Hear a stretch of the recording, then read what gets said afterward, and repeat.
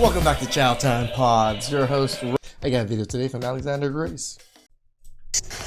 Life is so funny because, like, one day you're living in a $10,000 a month apartment and, like... Damn.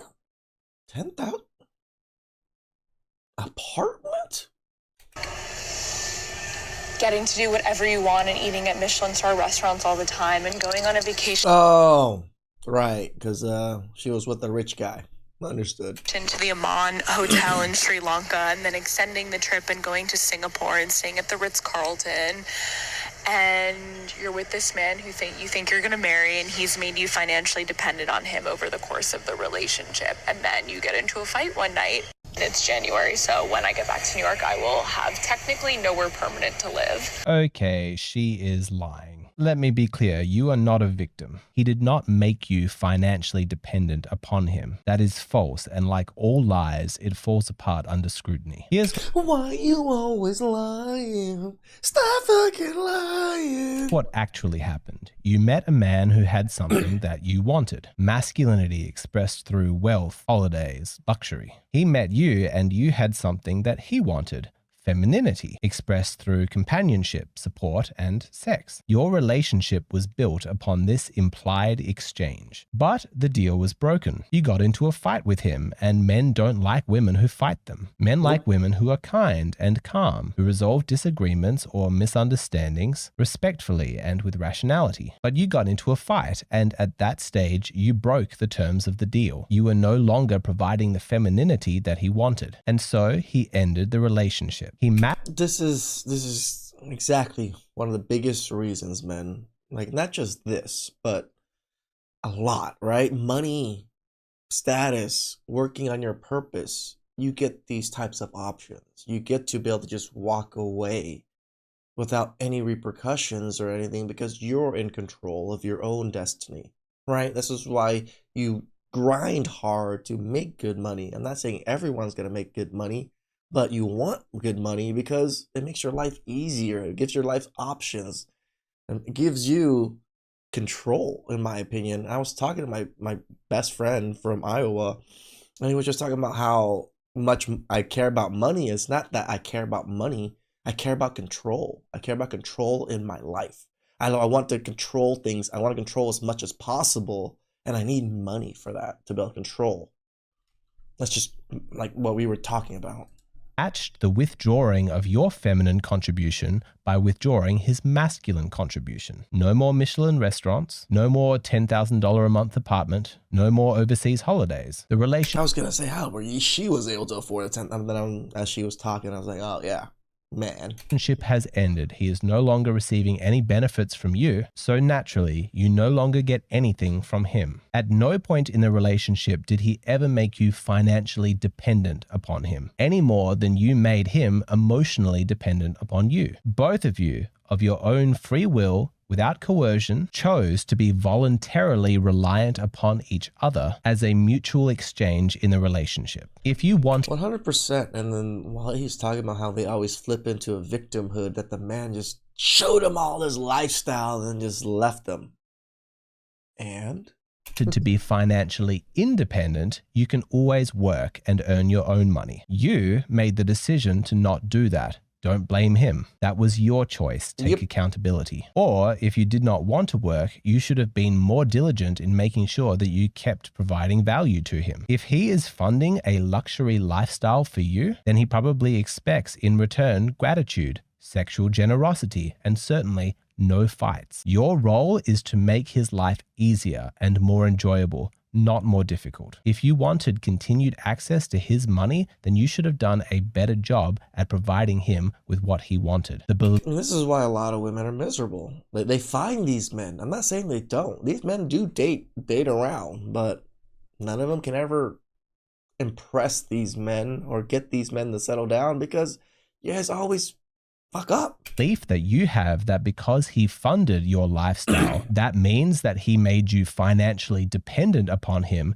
is false because it treats you as though you had no agency in this arrangement, and that is a lie. I mean, it's fascinating. After everything that she received from this man, she feels like she has been victimized, abused even. He made me financially dependent. How do women reach these conclusions? Specifically, how do they justify their sense of emotional victimhood? What you have to understand is that you cannot support this level of cognitive dissonance without it resting on a foundation of many layers of other nonsensical beliefs. True. Here they are now. These are beliefs that she holds that support her sense of grievance. And just like her conclusion, every single one of these is a lie. We're going to explore them now because they provide a fascinating insight into the mind of a modern woman and what they actually believe. The lies that she tells herself to justify her emotions of victimhood.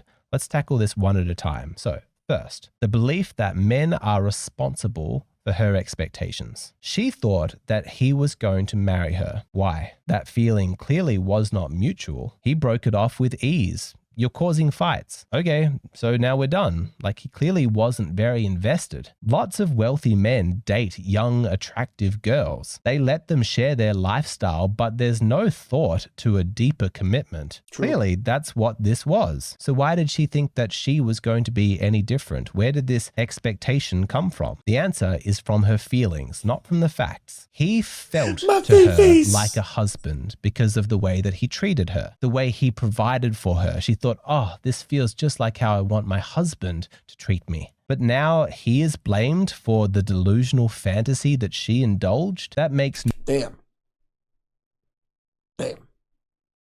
You're right. The way that Alex just framed it right now is just, she blames us for her delusional expectations that we can. no sense. Emotional projection is not a binding contract. As an adult, you are responsible for making sure that your expectations are grounded in reality. You can't blame the other person because you chose to not control your own imagination. Women can clearly see this when the genders are reversed. True. If a man said, but I expected to get 2 blowjobs a day for the rest of my life, the woman Please, with the smile, would laugh at him and say, I'm not responsible for your expectations. But for some reason, when it comes to their own female expectations, they suddenly have a blind spot and they struggle to take accountability. The luxury that he shared with her did not imply any ongoing commitment. Her expectations are her own fault. But in fact, it's because she didn't actually do anything special to deserve this royal treatment that leads to the second belief. I earned this just by being me. She thinks he's treating me like a queen, so I must be one. Do you see what's happening inside her mind? The way this makes sense. That simp culture has just put women that, oh, yeah, every man is falling over me. I don't have to change. Like, I am good as I am. that she engages in backwards rationalization. She receives all of his generosity and she interprets that as proof that she is inherently worthy of lifelong support. And this is without any thought as to what she is contributing to him and his life. You see, from an early age, women are taught that their value lies in simply being desirable. Just be, just exist, and men will want you and the world will take care of you. You see what happens when a man does take care of her and give her access to his wealth and his lifestyle. She doesn't see that as generosity or even just sees that as, oh, finally, I was waiting for this. Temporary affection. And she certainly doesn't see it as something that she needs to earn. She sees it as proof, confirmation of that treasured belief that she's always carried. Yes, I am a woman. I am special. She is inherently valuable and everything that she is receiving. And we always say, like, the Chad Rohns of the world do perpetuate these women's delusions because they get to sleep with these men, right? But that's all. Receiving from him, that is what she has always deserved, just for being her. I mean, this mindset It's incredibly narcissistic because she never stops to consider what the man might want or what his needs are. She drains his resources to fund this fantasy that she is this once-in-a-lifetime woman. Very few women actually have any awareness how basic they are. It's only a small percentage of women who are genuinely unique or special in some way. And so, of course, the fantasy does not last. At some point, he wakes up and he realizes, hey, she's not really contributing anything. But you know, she had a good run. She got to enjoy it for a little while. You'd think that she'd be grateful. And yet when he stops bankrolling her delusion and reality asserts itself, she has the audacity to flip the script and accuse him of using her, which is our next belief. Once the relationship ends, she retroactively reframes the entire relationship as exploitation. Her body, her time, her presence, they were taken from her. She is a victim and he's a predator. Of course, there's no we see, this is literally the majority of TikToks that we see is this right here. He used me. Thought that his time, his energy, his wealth, his resources were taken from him by her. No, the things that he contributed, he offered freely. But what she provided, that was stolen from her. It's an appealing story because it simultaneously paints her as a victim and him as an exploitative monster. That's very useful. That story's good because it helps her avoid accountability and externalize blame. But it's not reality. Let's not infantilize women. Both people agreed to this arrangement. I guess you could say that both people used each other, but it really wasn't different in essence to any relationship that's built upon a mutual exchange. But the reason that she does not acknowledge this truth is because admitting that the deal was mutual, that they were actually trading with each other, that would mean that she has to confront the shame about the fact that she didn't live up to her side of the deal, her embarrassment about not contributing enough or being desirable enough. But if she can claim that she has been used and exploited, then she doesn't need to admit any of that. True. She can comfort herself with a feeling of victimhood and moral superiority. And that righteousness is what fuels the entitlement of the next belief. Men owe me continued support. She was living in a $10,000 a month apartment in New York. But what, now just because he's decided he doesn't want to be in a relationship with her anymore, suddenly she can't keep living there? He provided for me once. He must continue. I mean, this is the whole mentality of alimony right here. Doing so. Now, that might seem nonsensical to you, but it actually makes sense when you remember that she never saw the benefits that she received from him as something that she needed to earn. They were just what she deserved because she was so special. So, of course, she can't comprehend why his wealth is no longer available to her. After all, she's still special. So naturally, she still feels entitled to his money into the This is a vicious cycle. future. We dated once, you provided for me once, so of course, every month you should pay my rent. Imagine if he turned up at her door every single month and said, we dated once, you slept with me then, of course you should continue to meet my ongoing sexual needs. It doesn't matter that we're no longer in a relationship, you have an obligation to me, right? Like, it sounds ridiculous when coming from a man, but the culture has a blind spot when we see the exact same thing from a woman. And it's that hypocrisy which leads us to our final belief. There's the other thing, like money, they always equivalent money so differently than the woman's body. It's like, oh, it's my body, my choice. I shouldn't have to have sex with you because it's my body. You do realize that men put their bodies on the line to make that money. So technically us giving you money is our bodies and time.